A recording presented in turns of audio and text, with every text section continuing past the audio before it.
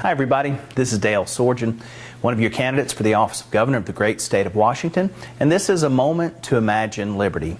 There's been a debate raging lately about our government's authority to demand that the Catholic Church and all the other private health insurers provide birth control free of charge without even a copay as part of their insurance plans, even though the Catholic Church opposes birth controls on religious grounds.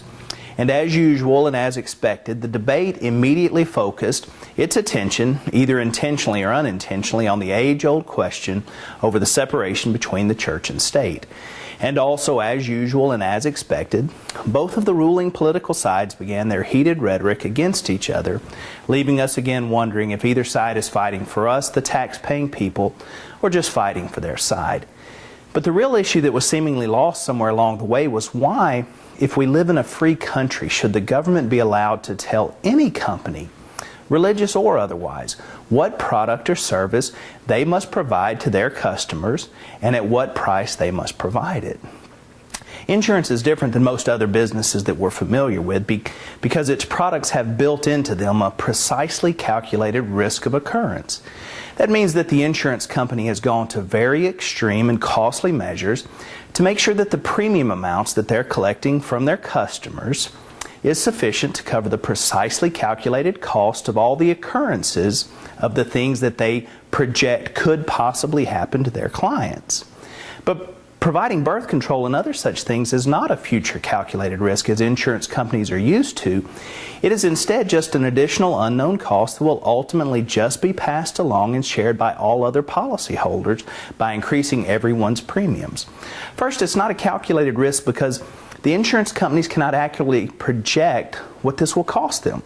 How much supply will each person be required to receive? Will it only be for women, or will men also be allowed to receive their share to give to the women in their life?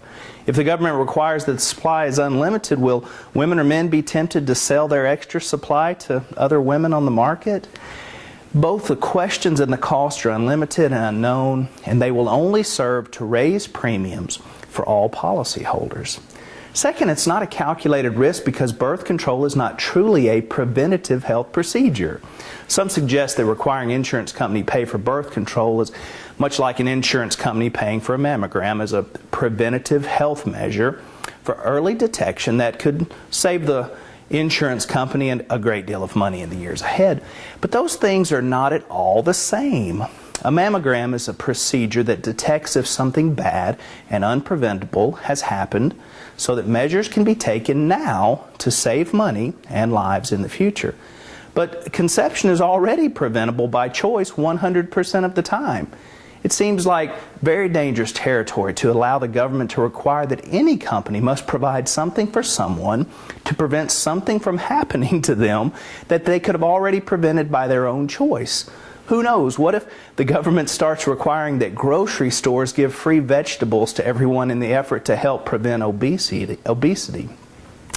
It's apparent that our government's requirement that insurance providers give free birth control is ultimately and logically only a redistribution of money from some premium payers to others because all of these new and unknown costs will simply be passed along and redistributed to all the other policyholders.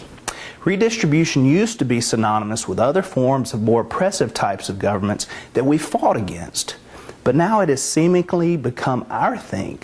We have become comfortable with using the force of government to take other people's money. Our greatest question is whether or not we are comfortable with this being our generation's legacy, or if instead we'll choose to imagine liberty. I invite you to check out our website at www.imagineliberty.us to find out more about our Imagine Liberty campaign. If you've already decided that using the force of government to take from some to give to others is a good thing, well, you're in luck because one of the ruling political sides will probably have the candidate that is just right for you. But if you're willing, I would like to invite you to join us this year to break the cycle and have the courage to think independent.